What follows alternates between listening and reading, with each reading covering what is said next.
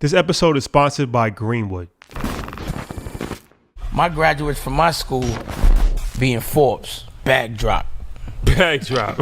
A mic drop, bag drop. Bag drop.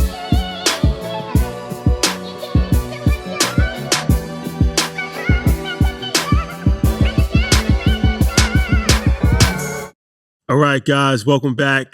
EYL, ATL edition is our second home. Yeah. And every time we come down here, we got legendary content that we produce. Big time. So this was an interview that we actually, we were supposed to do this before. Yeah, we talked about it in the elevator. Okay. Yeah, scheduling didn't really kind of work out, but I'm glad we got a chance to do it now. It's perfect timing, actually, with everything that's going on. So Ryan Wilson is a young entrepreneur that's killing the game right now, the Gathering Spot. If you're from Atlanta, I'm pretty sure you've heard of the Gathering Spot. It's a big deal. And so now there's actually 3 locations. One that's just got built, I believe, in DC, one that's being built in LA, and a mothership here in Atlanta. Absolutely. So the Gathering Spot is kind of a mix between co-working space, event space. Is that? Yeah. Can I give it a title? All right. It's the hub of culture. It has civic engagement. And it's a birthplace for entrepreneurism. Okay. Can we go with that? I'll rock with that. If it works. Yeah, it's like a hub. It's a hub for creatives to come, to work, to build with each other, to network, to meet people. It's a whole cultural experience. And Ryan, he's 30 years old. He's from Marietta? I grew up in Marietta, yeah. Marietta, and then he went to Georgetown. Georgetown. Georgetown. He's a Hoya. Not George Washington. He's a Hoya. Georgetown, DC. So he has DC roots. And he came back home and, young entrepreneur just killing the game. So we're going to have a very enlightening conversation. We're going to talk about, obviously how COVID-19 has affected things, how he started the business, the ideas behind the business, monetization, all of that stuff. So I'm excited. Thank you for joining us, first and foremost. Hey, it's an honor. I appreciate y'all. This is a long overdue, so. Nothing happens before it's time. Absolutely. Yeah, for sure. All right, so let's get into it. All right, so how does this all start? Because obviously, you're young, and it's a big idea. So what gives you the vision to start this, and how did you go about starting it? Yeah, so it's funny. I never wanted to be an entrepreneur. My parents are entrepreneurs, and growing up, I saw what it took to be in business for yourself every day. And my dream was to be a lawyer. So I went to Georgetown for undergrad. I was super focused on making sure that I did everything possible to get to law school. And so I stayed in DC, went to Georgetown Law. And the summer between my first year of law school and my second, I was back here working at a law firm. It was the same summer as the Trayvon Martin case. And I'm sure everybody remembered George Zimmerman gets acquitted of Trayvon's murder. Mm-hmm. And I got an email from some friends. I've been doing some community organizing work in DC, and they sent me an email, and the subject was, "What are we going to do?" And I sat on it for a second, but then I responded back to them with this idea that we needed to have a place where we could have the conversation. I really missed. You think about like high school and college, like those are one of the like last environments where you can just have people that are studying different things, people come talk about different things. And I missed that. So I wrote back to them. This was July of 2013 saying, I think we should build a club basically for Black folks in DC where we can get together. And I couldn't shake the idea. And so from that day forward, I worked on trying to build TGS. I sent the plan to one of my roommates from college the next day. And that was July 16th, 2013. We worked every day after that to try to make it happen. So, but you went to school to study law, right? So this is like a complete career change. Did you have to battle with that side of it? Like, I went to school. My dream was to be in the law field, and now my heart is pulling me towards something else. Yeah, no, I mean, it was a real thing. I mean, I called my parents and I was like, hey, I don't think I'm going to be a lawyer. And I mean, they're entrepreneurs, but even they were like, what? I mean, I'm on like a 15-year journey to become a lawyer at that point, and I'm finally. I mean, I finished my first year. I've got 2 years left, and then I'm there. Yeah. And I couldn't. I mean, but this idea, I don't really know how to explain it any better than it just like it felt like it needed to exist. And so I told them, I was like, look, I'm going to graduate. I will finish my law degree. And so I was scheduled to graduate in 2015. But every night, TK, who's my business partner, he would come to my apartment. And we would work that second shift all night long just working on the business. And so between 2013, when I wrote the initial plan, to 2016, we'd actually opened until 2016. We worked each day, but people thought I was nuts. I mean, I'm at a very good law school. Yeah, top of the line. And I'm the president of the Black Law Students Association. I'm doing all this stuff that was leading me in the direction of being a lawyer.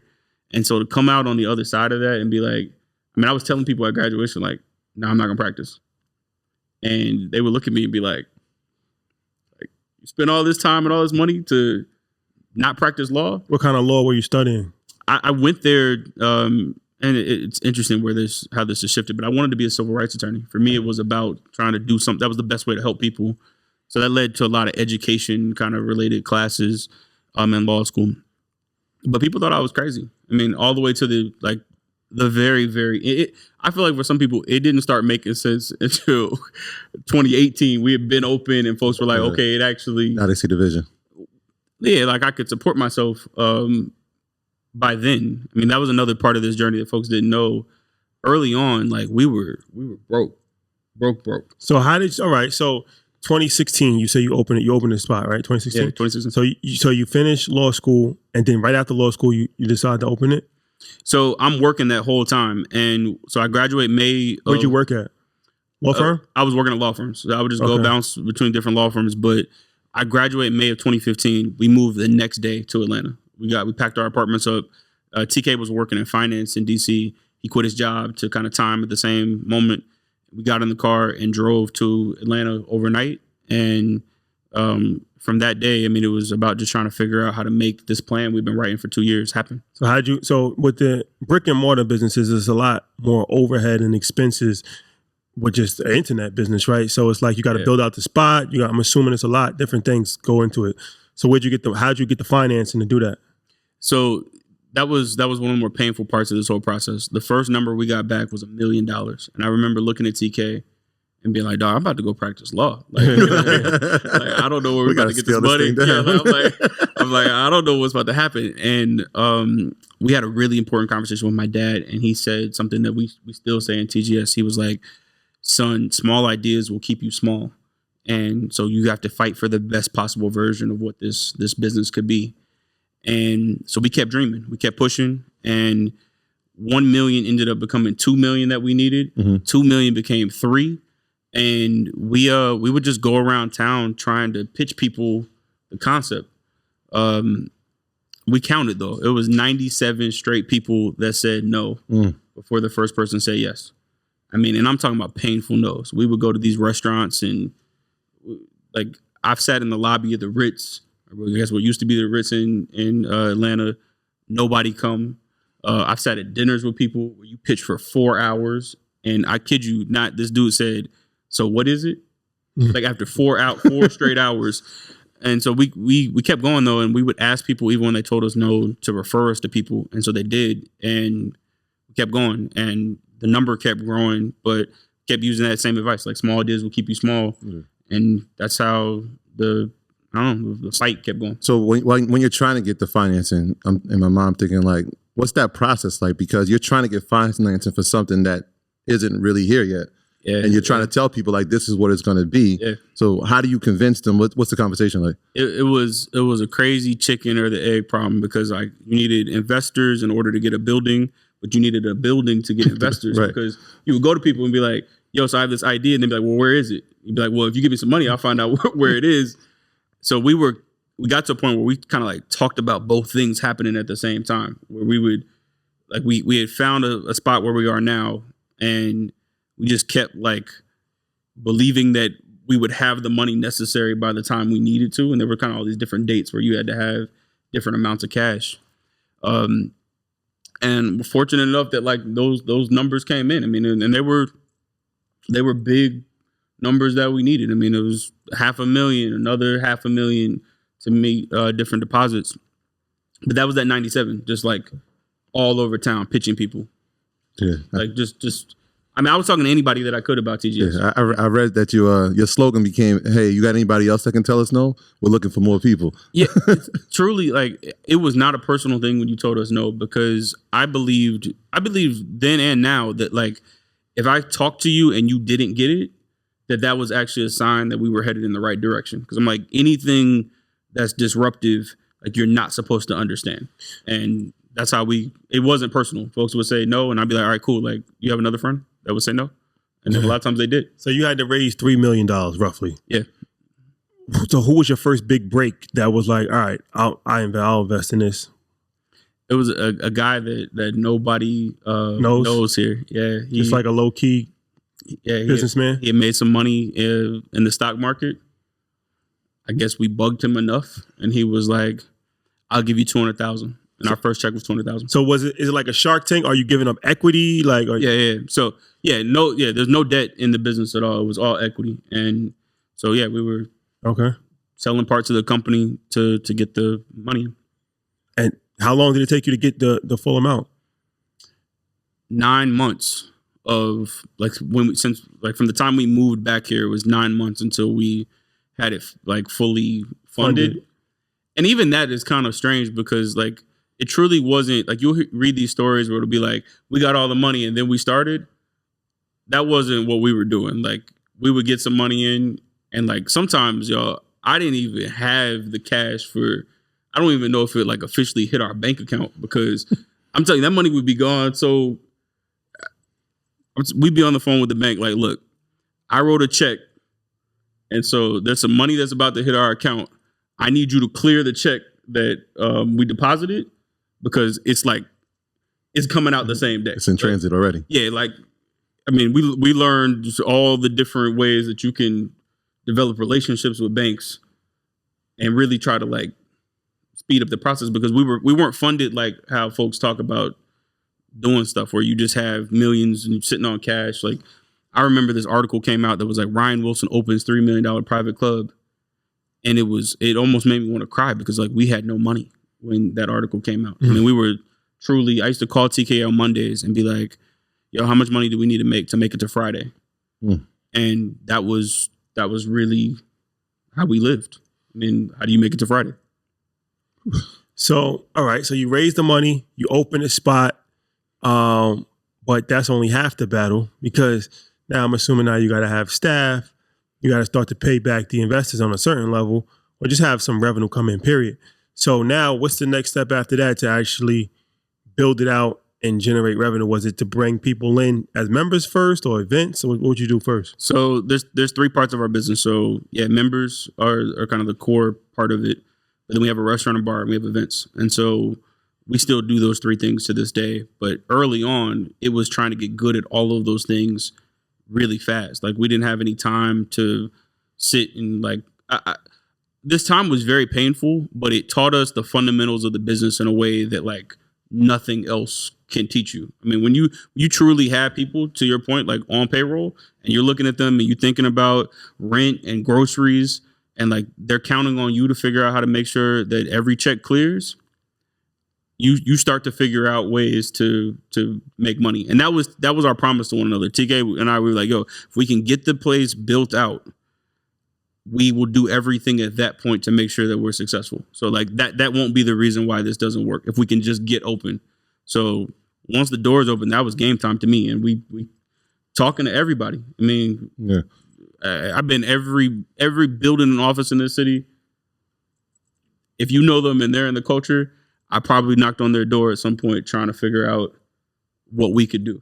Corporations, events, anything we could do. Is that the marketing plan, right? So obviously you have to get members now. So the marketing plan is like, yo, let's go knock on as many doors of people that we know in the culture that's trying to do things for people. Or like, is there something else that you're doing? I mean, we didn't have any money for ads or any of that early on. So yeah, it was, we were talking. I mean, we would host stuff. So we would be like, come to TGS and let's talk about, X, Y, and Z. And from there, meet people. And then the same thing we did with the investors. Do you have anybody else that we should meet? And a lot of times folks would be like, yeah, you should meet my man, doing this or doing that. And I'd be like, perfect, cool. What's their number? I'll call them. Yeah. And we did. I mean, it was like, there was no money we weren't on radio. There was no, we were talking to people and posting whatever content. We didn't run our first marketing anything until 2 years plus in. And by then people knew about the gathering spot. So there wasn't any, entrepreneurs that talk like that, where they're always like, I need money so I can get marketing. It's like I hear you on one level, but you can get your own stuff out if you have to, depending on what it is, and that's the approach we took. Hey, earners, did you know that the Black community has $2.7 trillion of spending power? Are you ready to see what you can do when you combine and recirculate our resources to expand the pool of Black excellence? I know I'm ready, and that's why we've partnered with Greenwood, the in-demand Black-owned digital banking platform. Greenwood's namesake was founded in 1906, built from the brilliance of Black dreamers looking to create a self-sufficient community in the Greenwood district of Tulsa, Oklahoma, aka Black Wall Street. Today, Greenwood is a digital banking platform with the mission to strengthen the Black dollar using the same community reinvestment strategies of the original Greenwood district. And it's powered by a best-in-class mobile app that allows you to bank from anywhere. So, earners, if you're ready to build a new legacy of Black economic achievement, go to bankgreenwood.com/EYL and sign up to be a part of the new Greenwood community. That's bankgreenwood.com/EYL. Don't wait. Don't hesitate. Head over there now. So as far as the membership, so correct me if I'm wrong, the membership is for people that, it's like a co-working space. That's the people that pay memberships, right? So in part, so you have access to the workspace, to the restaurant and bar, and then we program a lot. We host like 30 events a month that are specifically for members of the club. What you are more getting as a member is access to the network of other members.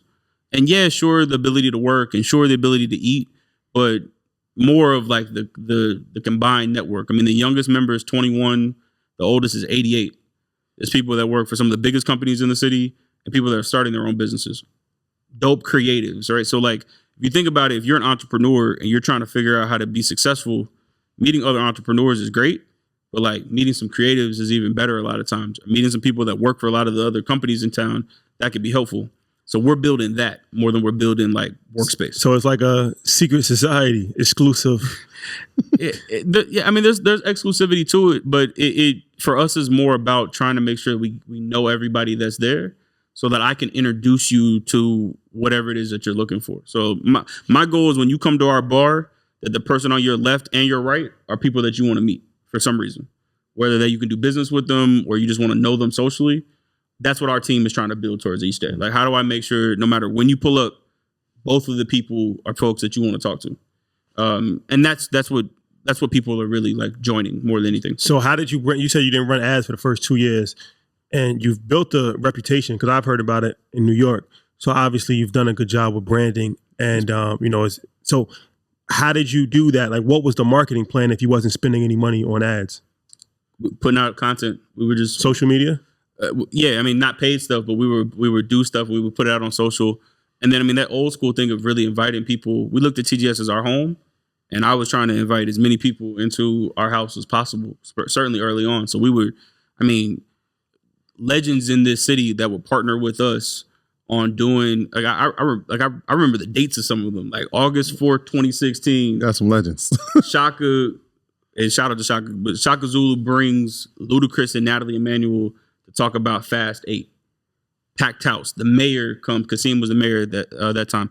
Kasim comes to TGS for the first time, and so TGS started to get out because there were these moments that were happening that like you really couldn't find anywhere else, and like conversations that were happening that like that weren't, to this day, really don't happen in a lot of places. Yeah, I remember when we did our event in Atlanta, a couple people, they was like, you should check out the gathering that's spot. Where it should be at. That's where it should be at. So next time. Yeah.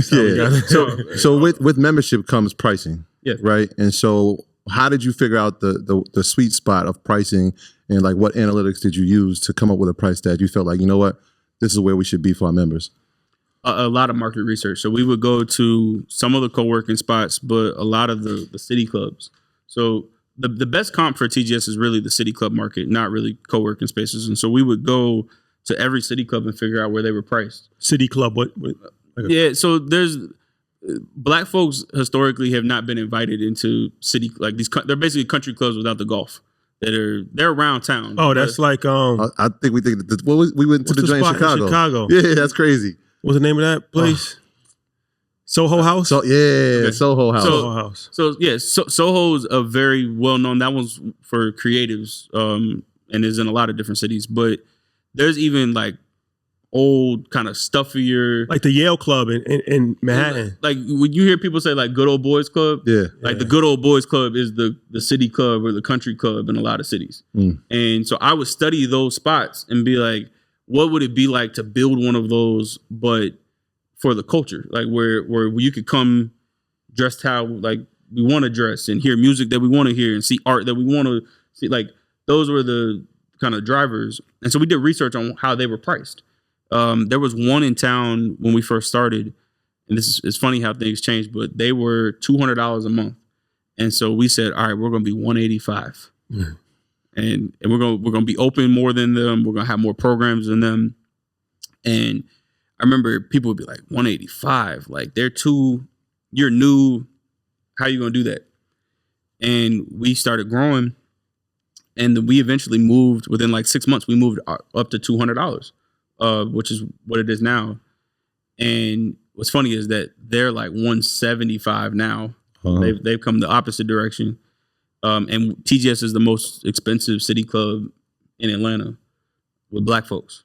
And so there's a whole bunch I could talk about in that, but it's either $200 a month or $2,000 for the year is how we're priced. Everybody's on equal footing. So that's interesting because now I have a better perspective on it because like the Yale Club in Manhattan and those, and you're right. It is an exclusive situation, and a lot of wealthy people, businessmen, they go there, and it's not something that the average person probably knows about. And you don't really hear too much for like, our culture, stuff like that. So to create that's still a reasonable price, $200 a month. That's a reasonable price because a lot of those is like $1,000 a month. It's like crazy. I mean, the country clubs. Well, country clubs like $80,000 a year. Yeah, I mean, you could go 80 or 100,000 just to get into a country club. So we were never trying to be anywhere near that. But yeah, to your point, we've never been invited in any of those spots. It's two groups that we paid attention to: is black folks and women that have never been invited into the country club, city club experience. And so the club is black, and 60% of our membership base are women on purpose. How do you gauge the women? Like, how'd you get the women engaged more than men? Black women lead everything first. So, I mean, honestly, those were the first folks that really just supported the business. I mean, we were 24, 25, depending on what we're talking about. And so it was a lot of black women that, at the top of their game in the city. They were like, all right, I'm going to join and be a member. And then from there, I mean, we built our team and just talked about how that was important to us. I mean, and it still is. I never wanted that good old boys club kind of talk to be affiliated with TGS. And so the way that you avoid it is just like, it has always been harder to join the club as a guy. And we prioritize making sure that women were at the head of the experience. It's harder? We just don't accept as many guys. Yeah. So you have to be accepted in? You gotta apply. Yeah. What's the process? Yeah. So it starts online. You give us some general information about you, but then there's an interview. So someone on our team will get in contact with you and ask you, about what you do. But to be honest with you, we don't care so much about what you do on a day-to-day. The most important question to us is like, and we ask it this way, is what animates you outside of the office? And the answer to that question matters because we're not at TGS like trying to be stuffy for stuffy's sake. This ain't about, self-congratulating each other and just sitting around looking at each other, but about being specific about knowing who's there so that you can get work done. Quality control. Yeah. We had we went there. Ash Cash. Shout out to him. You know him? Absolutely. He's a member. We met him. We met him there the last time he was in Atlanta. Yeah, right? It was a sorority having an event there. As we pulled in. Yeah, for sure. Good brother. Yes, that's our guy. So, all right, we're in Atlanta. This is the home of Black excellence, influencers, all of that. So you talked about Ludacris. How important is it to tap in with the influencers, entertainers, athletes out here, and how valuable is that as far as like a stamp of a celebrity coming in and I was looking at the names on the wall when I got there. I'm like, oh, that's Cam Newton. It's like Black Hollywood out here. Yeah, I mean, you'll see, you'll see, and it's said all over town, but there's a really dope company that has some shirts that say Atlanta influences everything. And to me, it really does, because more than anything, the thing that we export and send all over the world is our culture. I mean, you could go anywhere in the world now and people know and have heard stuff that's come out of this city. So things have changed. That used to be us in New York. Yeah, y'all, I mean, Atlanta had it for the last 20 years. I mean, that it is used what to it be is. us. I'm giving it to Atlanta. I mean, it's a fact. I'm biased, but it really is a fact. I mean, like, you can go anywhere and people know this sound. They know the culture that it is made here.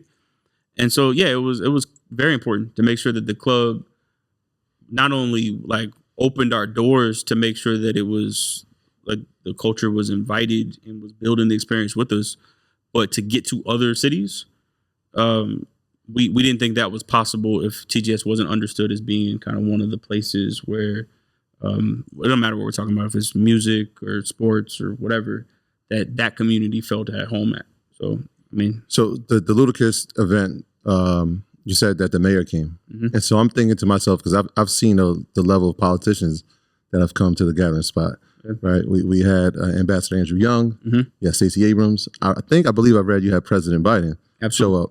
So how did that come about? Was it because the mayor came and now it's like, wait, politicians are saying like, this is an audience we need to tap into? Yeah, I mean, there are a couple of things. One of the things that's cool about Atlanta is that we know each other across industry lines here. So it's not weird to be in politics and know an artist. But I mean, another thing is that, I mean, we're very politically active and have been the entire time. I mean, you put the world on notice. For me, it never made sense to be neutral about politics. So we were never, you have some businesses are, I don't get into politics or I don't have an opinion about that. And like really everybody does. I will tell you like who we're supporting and why we're supporting them. And we will work to try to get those people elected. And so, yeah, I mean, both on a local level, but then all the way through. I mean, we've had President Biden on a couple of occasions. We've had Vice President Harris on a couple of occasions. And that's all because, I mean, we're very active in trying to make sure the folks were voting and understood what was at stake in all the, I mean, it's not just this last election cycle, like since we've been open. So let me ask you this. As far as COVID-19, right? When brick and mortar businesses are closing left and right. Yep. Not only do you have a brick and mortar business, you have a gathering spot, literally business. So that's like even crazier, like, you know what I'm saying, to be able to survive like in this climate. Atlanta is a little different because regulations aren't the same. That was very nice of you. You said a little different. That was a nice way to do it. I appreciate it. So the first thing I want to ask is how you survived that. But the next two locations are in states where it's completely different from Atlanta. Well, District of Columbia and LA, which are Democratic, territories, strict lockdowns. Mm-hmm. It's not the same. So how have you been able to manage during COVID and building those two locations out in different parts? What are your thoughts? Are you a little nervous about that, or what's your thoughts on that? I'm not really nervous though, because the core focus of our team is really not about space. I mean, I know that sounds, we have a lot of space. I mean, the club in Atlanta is 25,000 square feet. So it's not like we take little spaces, but the focus of our team each day is really about people, right? And so COVID can't change that interest, right? Connecting people is, I remember we had a meeting early on after we had closed, and I was trying to tell our team, I was like, look, this is definitely unprecedented. Like, we've never been in a situation like this before. But the setting is going to change. The mission of why we do this every day, that's not changing at all, right? Like this has always been about connecting people, about trying to create experiences. So we're going to create them online, or whatever ways are the safest way to do it given the times. But why we are doing this each day is not going to shift. And so even when it got hard, that's what we would tell ourselves. As cliche as that sounds to a certain extent, I just refuse to have COVID be the thing that couldn't be. So much had happened at TGS. Yeah. I was not like, COVID couldn't be the thing that was going to kill it, especially when, like, again, I've never woken up in the morning and been like, man, I wonder how the workspace, like how we're going to build a better workspace, or like that's just, I'm thinking about how can we get this person to come and speak? Or how can I make sure that these two people know each other? Or like, how can we explore this topic to make sure folks are informed? COVID doesn't touch any of that. And so DC and LA and really any other city that we're looking at, I think the fundamentals of building community, that doesn't change no matter where it is that we go. And that's what I'm still focused on. It'll feel different. It'll look different. DC has a very different culture than Atlanta. But it's still about community. And so thankfully, there's a very large group of members in DC right now. And we really haven't been fully open in DC. Do you feel like the future of even community may change? Like we see apps like Clubhouse, where eventually, really, Clubhouse is just a networking event on telephone. So do you think that potentially us as humans may change the way that we interact with people and not actually interact with people face to face anymore? Nah, so this is where I'm old school. I think there's certain things that are just fundamental. You can LinkedIn me or DM me all you want to, but eventually I'm going to ask you to come meet me somewhere. If we really are friends, if we're really I'm going to ask you to meet me somewhere. And I mean, you hear it all the time. People talk about Zoom fatigue and I can't do another Zoom. That's because at the end of the day, we still want to see each other at a point in time. We could have done this conversation on a computer. Not the same vibe. It doesn't have the same feel to it. And so, no, I think that folks that talk about stuff changing in that way are going way too far. But during the process, Earners, what's going on? Traditional universities are outdated and don't teach you how to become an entrepreneur. They just teach you how to become an employee. You go to school for 4 years and you leave with nothing but debt. But here at Eyl University, our curriculum is much different. Our university teaches you real world skills that you can use to gain financial freedom right away. In traditional universities, you learn from professors that have never did what they teach, and they teach you how to become an employee. At our university, we use instructors that are currently successful in a specific field that they teach, and they teach you how to become an entrepreneur. For a limited time only, you can join Eyl University for 25% off of the annual membership. Learn about stocks, credit, real estate, crypto, and more. Go to EYLUniversity.com right now and sign up to become an earner. Don't wait. Don't hesitate. Head over there now. did you build out TGS Online? Like I was reading somewhere you created an online environment for it. Yeah, we were fortunate that we built out an online platform that rolled out in October of 2019. Okay. So going into COVID, we already had a lot of content on the site. Yeah. So that wasn't a major pivot. We just did more stuff. More focus on it. Online. Yeah. I mean, but it was already there. It was weird. Like for years we didn't have that. And then we made the decision to make sure it was really driven by like people would live like in Alpharetta and want to see a program, but they just didn't want to drive to TGS on a given night. So we were recording this stuff and just putting it on this platform. And it worked out that when COVID hit, we had all that stuff plus. We film like 10 conversations a week at TGS. So like it was. So you sell those? So it just is included in your membership. Okay. Yeah, if you're a member, you can watch whatever we've ever done. Do you have any plans of doing events like virtual events or like stuff that if you're not a member, is everything exclusive just for members? Everything's for members. Do you have any plans on doing things for other people that's not members?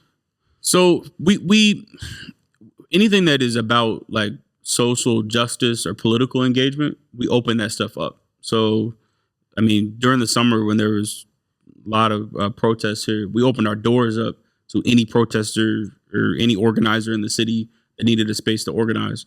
But then we've also opened up conversations. So, I mean, even as recently as last week, we had a conversation about violence in Atlanta. And you don't have to be a member to watch that conversation. We just think it's important. Mm.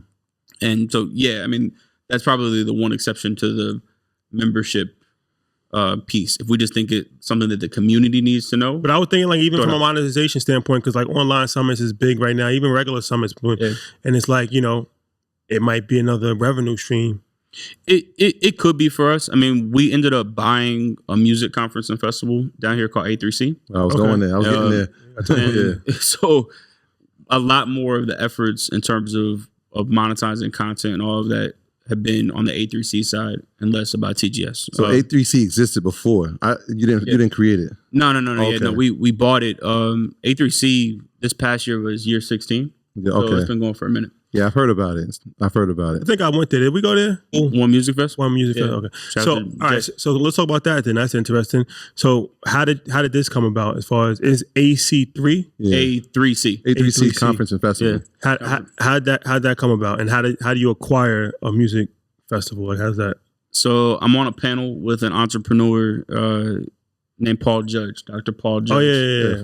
We gotta get him. We keep, he's another one that just keeps slipping. crossing paths. I'll try to see if I can help with that. So I'm on a panel with Paul. It was Paul, Coach K at 2018 at A3C, and I didn't really know Paul that well, and it was interesting, right? Like we knew of one another, and had been to he been to all of his businesses around town. Make a long story short, I learned that the business was coming up for sale. And what was interesting about A3C is that it was not owned by the culture at all. Four white guys owned A3C. Oh, wow. And I had no plans of buying it, but heard that the company was thinking about selling. And we just started talking about, this is Atlanta. We talked about this is like home of culture in many ways.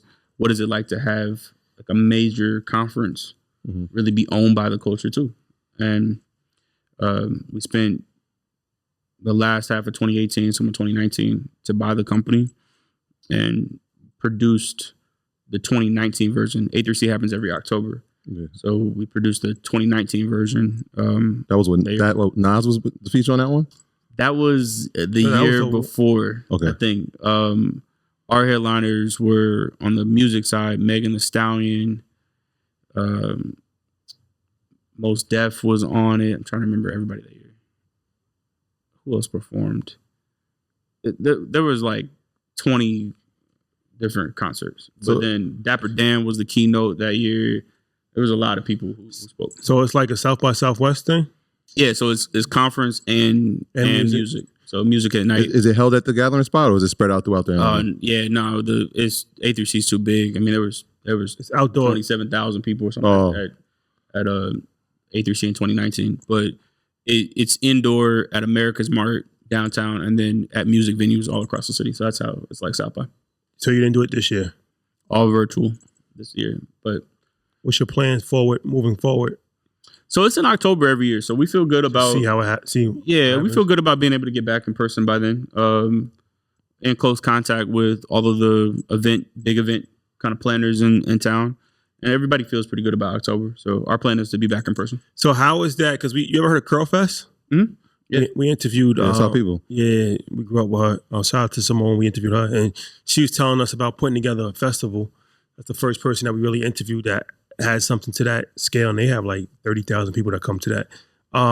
But this is music, and you said like fashion and tech and all of that stuff. Yeah. So what is the undertakings of putting this together? Like how long does it take? Long planning process. Yeah, like if y'all would have told me how much, somebody would have told me how much it takes.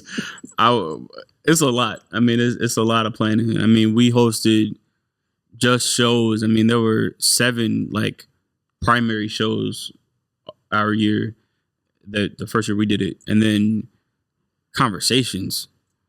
I can't even tell you. I mean, it's a lot. I mean, there's like hundreds of speakers by the time it's all over.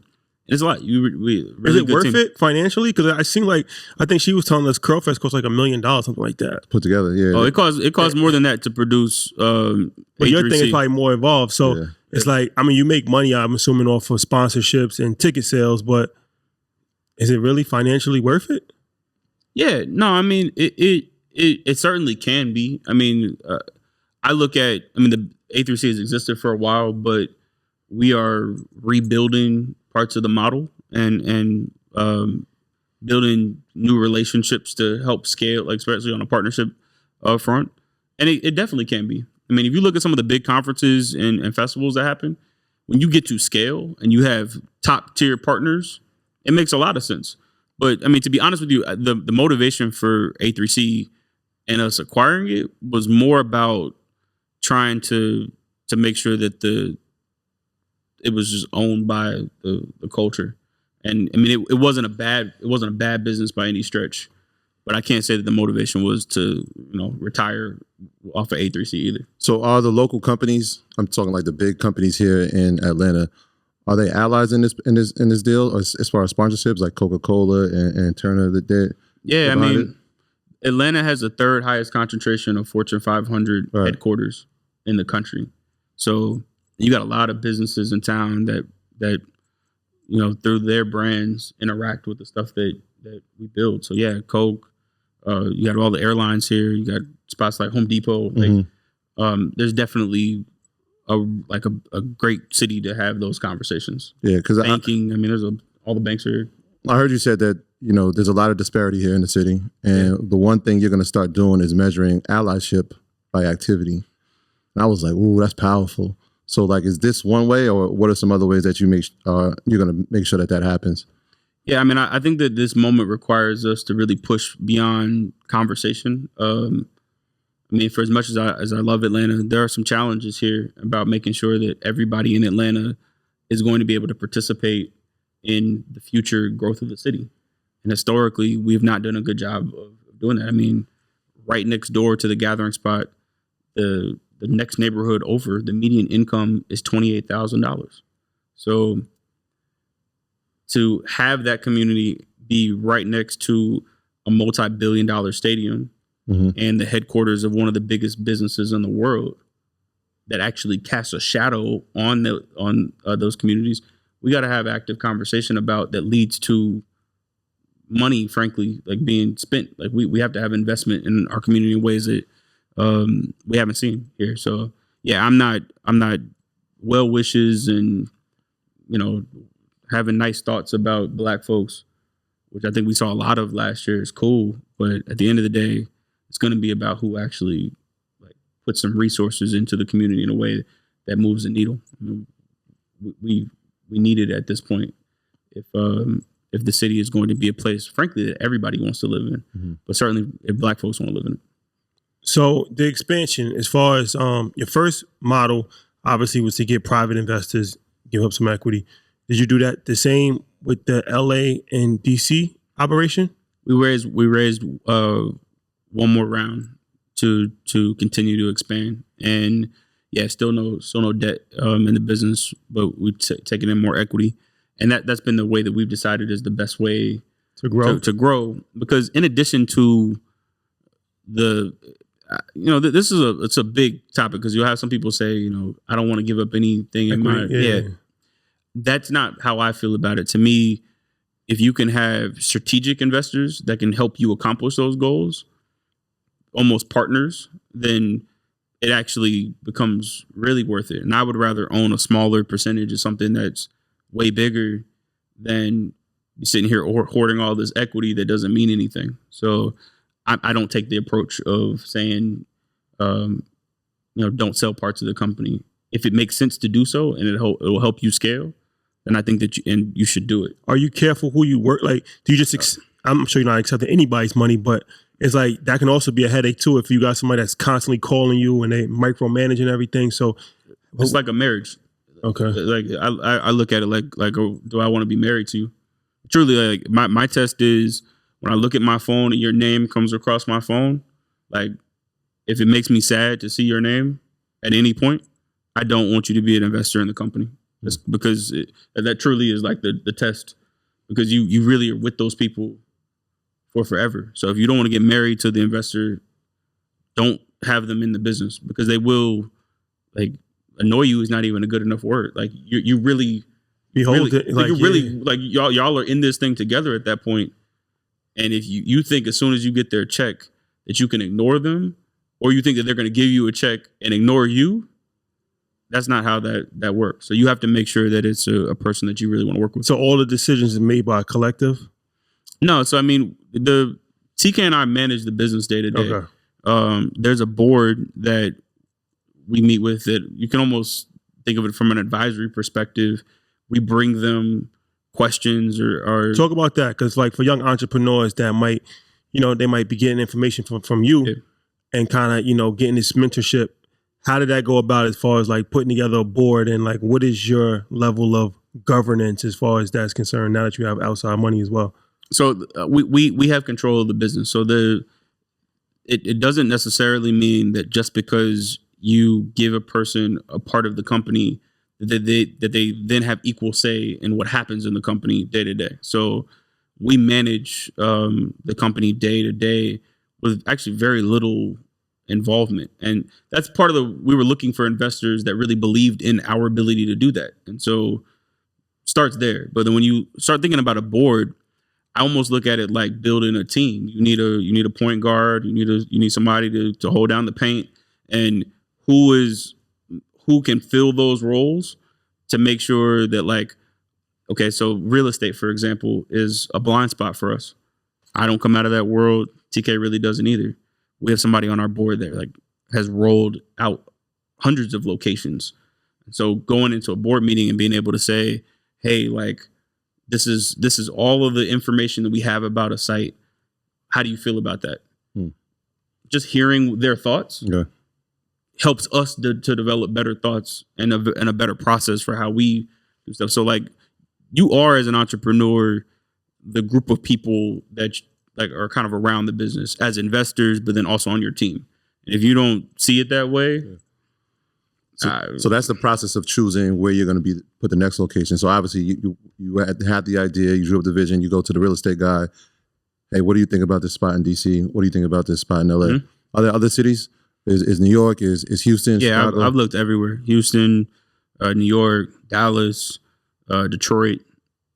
We've looked everywhere. And we have investors too that are from or live in a lot of these cities, which makes things helpful. I mean, so if you look at like LA, Baron Davis is an investor. Lou Williams is from here, but lives in LA with the Clippers. Yeah. He's an investor too. He's an investor.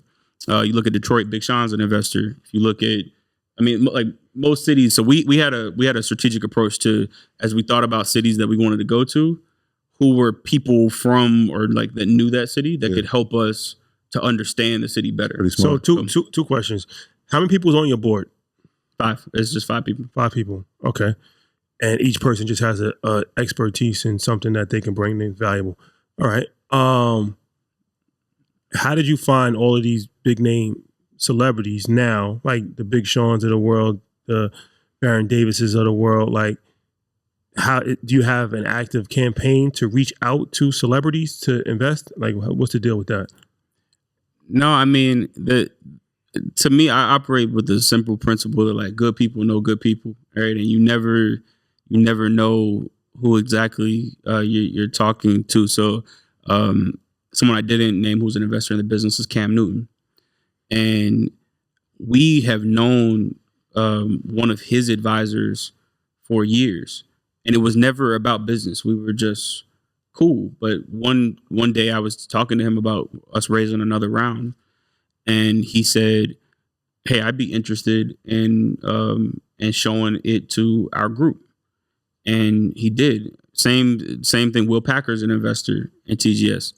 Same conversation where I'm very, very good friends with his right hand. And she said, well, you should take a look at this deal. So it's playing the long game and developing relationships. And inside of the Black community, honestly, it's not that big. It's a small world. You're closing in on everybody. you're not as far away from anybody. Not really. And to be honest with you, like, it's really not so much about, depending on who we're talking about, the person, as it is the team of people, the business manager, the person that they consult on a regular basis for advice that you really need to be trying to get in contact with. I think that's a big mistake a lot of folks make, is that they'll be like, I need to talk to Will Packer.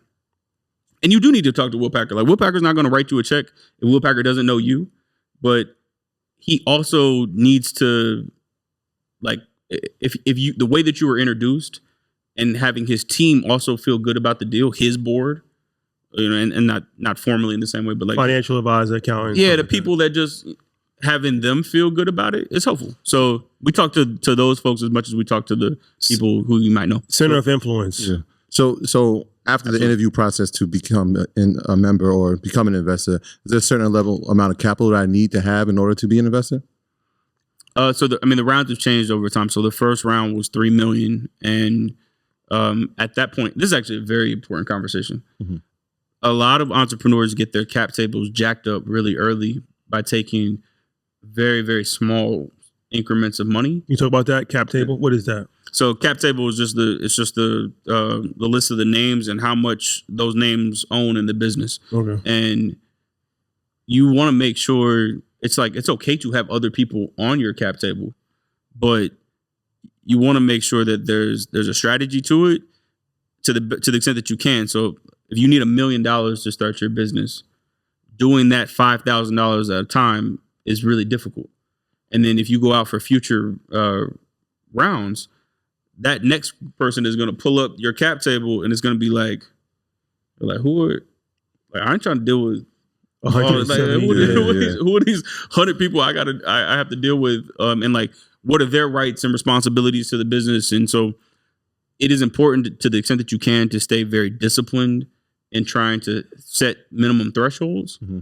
and to say, okay, look, I'm raising $1 million and it's $100,000 minimum for folks to be in the round, right? Because at that point, you're insignificantly enough. And like there are things that can be done through other structures for people to pull that 100 together. But for you as the entrepreneur, it only comes in as one single entry, and that's important. So like I could be like, yo, I need 100,000 minimum, and then y'all could go talk and huddle on the side and go 75-25 if you want to, and create a company, and then have that company invest in TGS. But I would only recognize it as one single. It would only be one entry on the cap chart. And I think, again, that's important. So you have to stay disciplined there. I get it. Like there were times where I'm telling you, folks would be like, I'll give you 10,000. And I'd be like, that 10,000 would be. But then I would look at like what we needed to get accomplished. I'm like, yo, 10,000 won't even build the bathroom. Like, so we can't.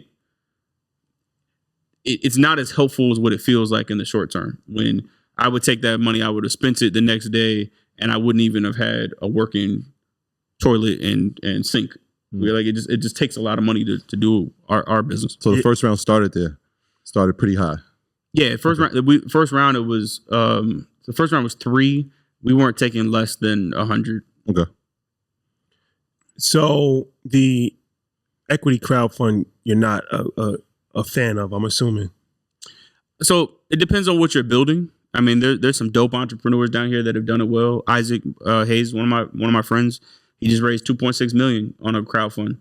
And the thing about the crowdfund is that the rights that shareholders have in that arrangement are not overly burdensome to the entrepreneur. So like, yeah, you have 1 million investors, but like each one of those investors' ability to actually talk to you as the entrepreneur is very limited in that structure. So I don't have a problem with it, depending on what you're building. Yeah. That's dope. Like, I mean, he's got thousands of people who are investors in his company. I think it could become a headache though when you're trying to manage expectations of people, especially if they have investment and they're looking for, some level of return on their investment. It's like 1,000, 10,000 people. Even if it's 100, that's only like 1%, but 100 vocal people is a lot. No, look, it's not the route that we've chosen to go down, and it's honestly just getting to a point where you can raise that type of money on crowdfunds. I mean, historically, you couldn't go get $1 million on a crowdfund. Obama changed that law, I believe. All the changes to those regulations were huge to open that up, but that isn't how we've decided to grow. I mean, we're going to LA. Will Packer is a monster in LA. Made some of the biggest movies of our time. And so there's not a better person that I know of that could help us really understand, especially being from Atlanta. That's him. He's based in Atlanta, but has an office in LA, does business in LA. So our round was strategic from like a location standpoint, and in a way a lot of businesses probably aren't. And LA is one of these places like Atlanta where it could be like huge, with like, the in crowd, celebrities and entrepreneurs and all of that. Yeah, I mean, but to be honest with you, like we're not chasing that every day. It's about trying to figure out how do you put that person that you may know next to the tech entrepreneur who you've never heard of and watching what they can do together. Like I'm more interested in that than just being in a room with somebody and being like, you see that person over there? Like that doesn't make our business. Like, I go back to like the mission of why we're trying to do this. The mission was never about being in a room and being able to spot people. It was about trying to figure out what happens when they can meet the person on the other side of the room, or frankly, that they would have never, ever met before, is where things get powerful, right? Yeah. And we don't do that enough in our communities. Like the music people know the music people and the film people know the film people. But like, yo, when the film people meet the tech people and the tech people meet the big business corporate people, stuff starts to open up. Opportunity. I mean, there's a member. He goes to new member orientation. It's a dope company, making music count. Goes to new member orientation, and he meets an executive at Turner, and they strike up a conversation. A year later, they announce a deal between his company and Cartoon Network, just because they went to new member orientation. I'm looking for that type of stuff. Because I feel like the only other place you would get that is at like a once a year conference or a once a year summit. It's kind of like you've done that on a daily basis with these memberships. Even the conference thing, it depends, man, because some conferences is like, yo, it's for the music people. Right. They're more specific to one thing. So I'm not saying that you can't make good relationships at the music conference. I mean, yeah, if you're an artist and you meet a producer, like that could be a dope collaboration. Yeah. We just zoomed out a little bit more than that and have said, okay, you're an artist. Here's a tech founder. Here's an engineer. Yeah. Right. Like, and that's why it works. When you're doing this, do you have anything that's structured to like, because a lot of time for networking, it's like double dutch. Yeah. And it's like awkward. You just walk up to somebody randomly. So do you have like a thing like, Dave Shan, you ever heard of him? I have, yeah. He has a thing where he's like a speed networking thing where it's like he matches people up and it's like kind of forces you. Yeah.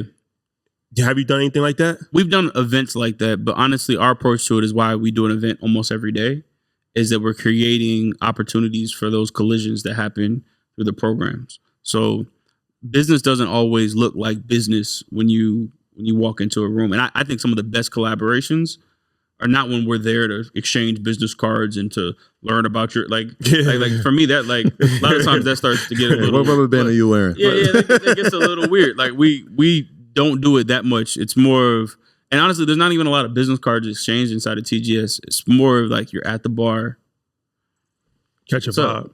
What do you? Yeah, like what do you do? We're all here for something. And sometimes that person will be like, it's not actually me that you want to know, but like I know that member over there, and you definitely should talk to them. And so through having different things happening is how people meet each other. So sometimes that's live music. Sometimes we host a lot of fireside chats and like kind of like interview style things. Sometimes it's workshops on how to like learn more about a particular industry. And that's where you start to like have the collisions that make sense. But it's not as forced. I don't even like for what I do. I don't even have business cards. If you ask me for my card, I'm like, oh, I don't. Yeah. No, I mean, can't help you. Relationships is one of the most important. It's one of the things like even we learned with having this platform. Almost 90% of everything. We don't have a PR person. Everything that comes. So like we got Mark Cuban, but that's from a relationship that we had with Al Harrington. Yep. I actually knew Al Harrington 15 years ago in prep school. Yeah. So it's like these little things of like Dame Dash was somebody that we always wanted to get. We got Dame, courtesy of Kenny Burns. We got Kenny Burns, courtesy of our guy Dave at United Masters. Yep. So I don't think people fully understand the power of relationships, and it's like dominoes. And long-term relationships, That's right? right. It's like it's not the short-term stuff. I think where people get it wrong fast is where they sit and they like, what's your title? What do you do? Yeah. And then it's immediately trying to figure out what they can take. How can you help me? Yeah, you got to help them first. You got to sit. Sometimes even like you can't help them. So whatever, just be a person that is around and that is knowledgeable about whatever it is and you will be surprised how over time people will be like, oh, that's who I call for whatever when I go to Atlanta. Just by being the person that was responsive and nice and that didn't want anything. Right? I mean, for as many activities and stuff that we do, I'm an introvert. I'm at my house most of the time. And I don't ask anybody really for anything. And that actually leads to more opportunities because folks know when I call them, I'm normally calling them with an opportunity, not trying to get one, right? And so if you're that person, where like, and that's how I want to be known. I want folks to know that, like, yo, Ryan, I'm not gonna call you and just be like, yo, you like, I need something. I'm certainly not gonna do that. But I'm not even honestly the person who's gonna call you and be like, Are you good? hey, everything good? Like, you know, do you? I mean, like, you know, Let me store your number in right now. I want you when you see my name come up on your phone to be like, all right, he's calling. There's something. There's something. There's somebody he thinks should be on the platform. There's a brand that's called that needs like that. There's something moving. Yeah. So that like, and I limit my interactions to stuff that I feel like is meaningful to people. And I don't take anything from folks, especially if I don't think I can give them anything, anything in return. But long game, like it'll be 5 years later and you'll be like, wow, that relationship from prep school paid off. I mean, like, Yeah. you spent 15 years to get that interview. You just how you got to look at it. That's how you got to look at it. Yeah, and that's a fact. We had a conversation, myself, Jamal, Shadi, and actually in Eyl University yesterday about generational wealth and generational aspirations. And it's funny because I heard you say something when you wanted to practice law, what type of law you were practicing, and you said civil rights law. Yeah. And I know that your grandfather played a major role in the civil rights movement. Yeah. And you said that your parents are entrepreneurs. And so I'm listening to you talk and I'm seeing it, the embodiment of it, right? You had a civil rights activist, you had entrepreneur parents. I know that you're a father now. And one of the things we discussed was how we lose things over generations. And it seems like you haven't lost anything. And so I know you're a father. So what are some things that you want to make sure that your daughter, correct? Yeah, daughter. Your daughter you're gonna be able to pass down to her. Man, that's a heavy question. I more than anything, I want her to know that she is capable. And again, this stuff sounds like bumper stickers, but like it really is. It's like true to me. But like she is capable of accomplishing whatever it is that she wants to accomplish. I remember first week at Georgetown, I'm in class, and like the first week they go through, this is X number of valedictorians. Everybody here is so smart. You're lucky to be here with all these smart people.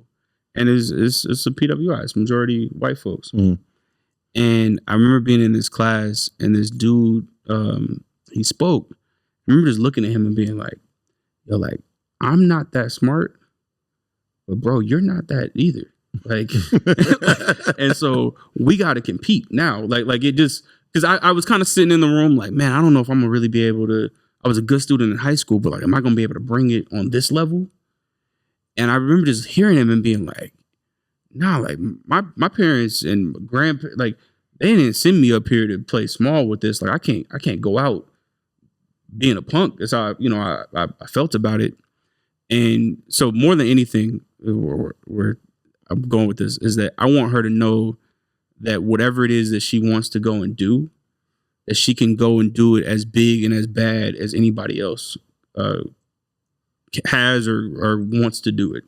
And that there's nothing that like, I'm gonna knock down as many doors as possible. I think like we do a bad job of talking about this in our community. Like I'm trying to knock down doors for her that she doesn't have to knock down. Like, I'm trying to speed up the process. Right. There's no, to me, there ain't no, like, ain't nothing in, I don't get, it's like you get, we work hard. From the bottom, like. We're not starting back from the bottom. No, for what? That's different than like her having a work ethic. I think that like, I'm going to make sure that she's a person that like gets up to work every day. Yeah. But the idea that like, I'm going to work as hard as I'm working so that she can go all the way back and work the same way.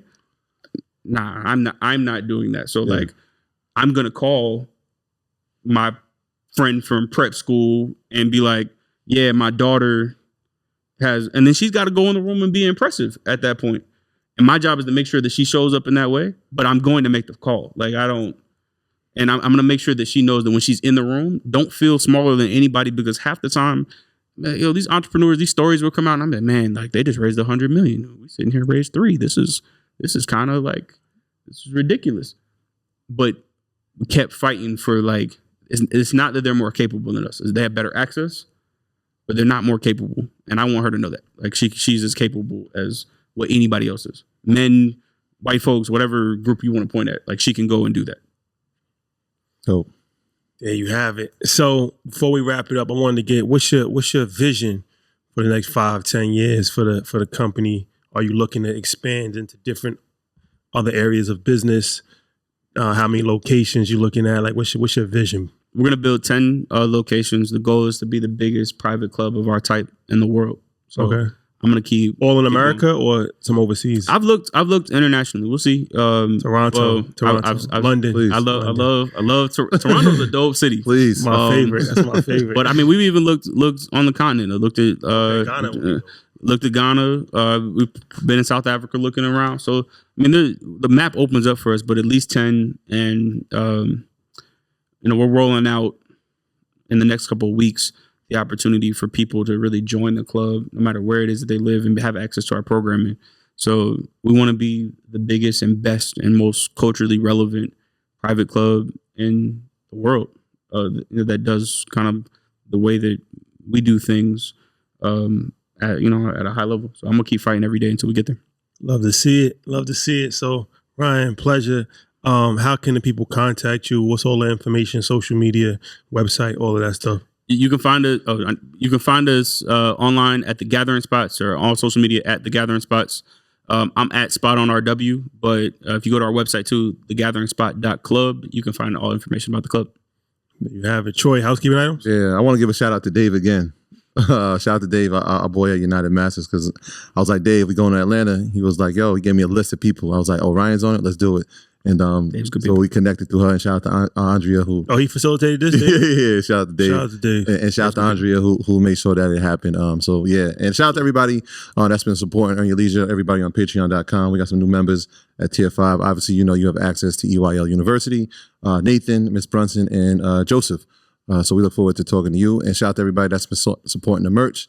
We both got our new tracksuits on. Yeah, we're gonna make sure you have some before you. Yeah. You are now officially alumni. Dope. So Dope. with that comes some great privileges. Yeah, So for welcome sure. to the club. Yeah, shout out to Bam and Smitty. Also, we got a loft in Atlanta where we run our merch out of. It's my first time actually seeing it in person, and they're working very hard. It's a very impressive operation that they got going on. So yeah, shout out to everybody that's making Earn Your Leisure. It's not just me and Troy. It's a lot of people behind the scenes. Shout out to Shout out to Rich, Might Be Mike. You see him zooming through them Jamal. streets. Man, congratulations to y'all though, for real. Appreciate it. Yeah, y'all doing it for real. Appreciate you, bro. Appreciate it, brother. So, all right, guys. It was a pleasure. We'll see you next week. Peace. My graduates from my school being Forbes, bag drop. Bag drop. A mic drop, bag drop. Bag drop.